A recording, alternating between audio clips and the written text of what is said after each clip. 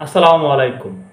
আমাদের অন্তর্বর্তী সরকারের প্রধান উপদেষ্টা ডক্টর মোহাম্মদ ইউনূস তিনি সুন্দর করে একটি হাসি দিতে পারেন। তার হাসির মধ্যে একটু অন্যরকম ব্যাপার-স্যাপার আছে।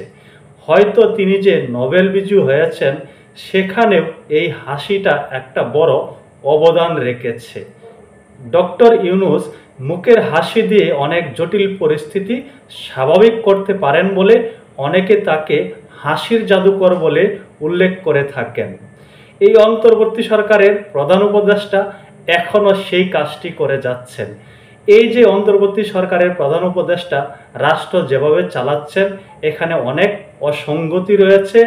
অনেক মানুষ বলছে তার কার্যক্রমে বা এই অন্তর্বর্তী সরকারের কার্যক্রমে সাধারণ মানুষের জীবনযাপন অতিষ্ঠ, সাধারণ মানুষ এটি আর মেনে নিতে পারছে না।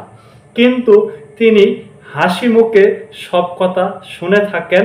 অনেক জটিল পরিস্থিতিতে তিনি দাঁত কেলিয়ে হেসে উড়িয়ে দিতে পারেন। তার সেই একটি বিশেষ বৈশিষ্ট্য রয়েছে বলে অনেকে মনে করেন।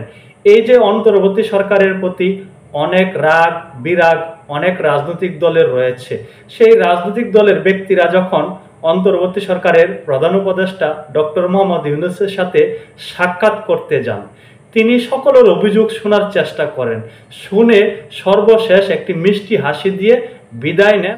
আবার কখনো কখনো কোনো উত্তরই দেন না। এমন একটি মন্তব্য করেছেন, একটি তথ্য জানিয়েছেন মাহমুদুর রহমান মান্না। মাহমুদুর রহমান মান্না বলছেন, প্রধান উপদেষ্টা জবাবদিহি করেন না, মিষ্টি হাসি দিয়ে বিদায় করে দেন।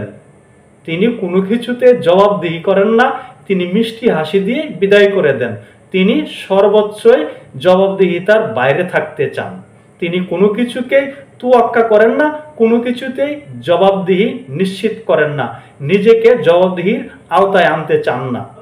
অন্তর্বর্তী সরকারের প্রধান উপদেষ্টা ডক্টর মোহাম্মদ ইউনূস কোনো জবাবদিহি করেন না। এমনকি সামনাসামনি যখন কথা বলেন তিনি প্রশ্নের কোনো জবাবও দেন না। হয় মিষ্টি হাসি দিয়ে বিদায় করে দেন অথবা কোনো কথাই বলেন না। তার মিষ্টি হাসিটাই সর্বোচ্চ চালান, এটি কিন্তু এখানে বোঝা যাচ্ছে। তিনি কোনো জবাবদিহি করেন না, তার কাছে কোনো কিছুর জবাব চাইলে তিনি একটি মিষ্টি হাসি দিয়ে সকলকে বিদায় করে দেন। মাহমুদুর রহমান মান্না বলেন, সাধারণ মানুষ প্রশ্ন করে ভোট কি হবে? খুব অবাক লাগে না? মাত্র 10 মাস যায়নি, একটা গণতান্ত্রিক দেশ গড়ার জন্য আমরা এত রক্ত জীবন দিয়ে লড়াই করে ভোটের দাবি করেছি। সেই ভোট হবে কিনা সেটা মানুষের মধ্যে প্রশ্ন তৈরি করেছে। মাহমুদুর রহমান মান্না বলছেন, 10 মাস যেতে না যেতেই সাধারণ মানুষের মধ্যে একটি অনাস্থা সৃষ্টি হয়েছে।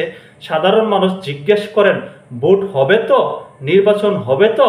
মাহমুদুর রহমান মান্না বলেন, নির্ভরতার একটি জায়গা ডক্টর মোহাম্মদ ইউনূস, কিন্তু সর্বশেষ তিনি যে কথা বললেন একটা দল শুধু নির্বাচন চায়, এমন ভুল কি তার মানায়? তিনি কি জানতেন না ইতিমধ্যে 30টারও বেশি দল ডিসেম্বরের মধ্যে ভোট চেয়েছে? ডক্টর মোহাম্মদ ইউনূস জাপান সফরে গিয়ে এমন মন্তব্য করেছিল। তিনি বলেছিল বিএনপিকে ইঙ্গিত করে শুধুমাত্র একটি রাজনৈতিক দলে জাতীয় নির্বাচন ডিসেম্বরে চায়, অন্য কোনো রাজনৈতিক দল চায় না। এখানে মাহমুদুর রহমান সুকৌশলে সেই মেসেজটি অন্তর্বর্তী সরকারকে দিয়ে দিল এবং অন্তর্বর্তী সরকারের প্রধান উপদেষ্টা যে একটা মিথ্যাচার করেছেন সেটিও কিন্তু এখানে তিনি স্পষ্টভাবে বলেছেন, ঘুরিয়ে পেঁচিয়ে তিনি বলেছেন এমন ভুল তো তার হওয়ার কথা না, তিনি তো এমন ভুল করার কথা না।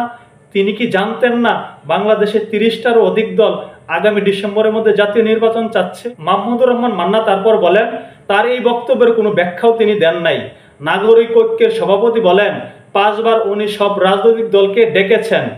প্রত্যেকটা বৈঠকের শুরুতেই উনি বলেছেন উনি খুবই ভালো ফিল করেন যখন তিনি এমন বৈঠক করেন। যখন তিনি হতাশার মধ্যে পড়েন তখন সবাইকে ডেকে কথা বলে তার চিন্তার পরিবর্তন হয়। তিনি খুব আশাবাদী হয়ে ওঠেন।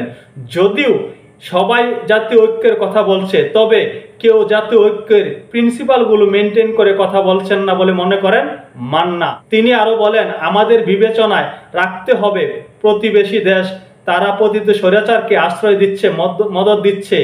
খুবই অ্যালার্নিং বিষয়, পুশিন চালাচ্ছে। পুশিন একসময় একটা যুদ্ধের পরিস্থিতি তৈরি করতে পারে। মাহমুদুর রহমান মান্না রাজনৈতিকভাবে কতটুকু সফল, তার চেয়ে বড় কথা হলো তিনি কিন্তু একজন বিচক্ষণ মানুষ। তিনি পরিস্থিতিটা খুব ভালো বোঝেন, তবে তিনি খুব বেশি রাজনীতিতে সফল হয়েছেন তা কিন্তু বলা যাবে না। এই যে মাহমুদুর রহমান মান্নাদের মতন ব্যক্তিরা যে সফল হতে পারল না, তারাও কিন্তু 90-এর গণ অভ্যুত্থানের সামনে সারি থেকে নেতৃত্ব দিয়েছিল। অনেকেই নাহিদ ইসলামদের এনসিপিকে এই মাহমুদুর রহমান মান্নাদের রাজনৈতিক দলের সাথে তুলনা করে থাকেন, যে তারা যেভাবে বার বেড়েছে তারাও মাহমুদুর রহমান মান্নাদের মতন পরিণতি হবে, খুব বেশি সুবিধা রাজনীতিতে করতে পারবে না। যাই হোক, মাহমুদুর রহমান মান্নার এই বক্তব্যে যে কথাটি নজর কেড়েছে সেটি হলো ডক্টর মোহাম্মদ ইউনূস মিষ্টি হাসি দিয়ে সকলকে বিদায় করে দেন।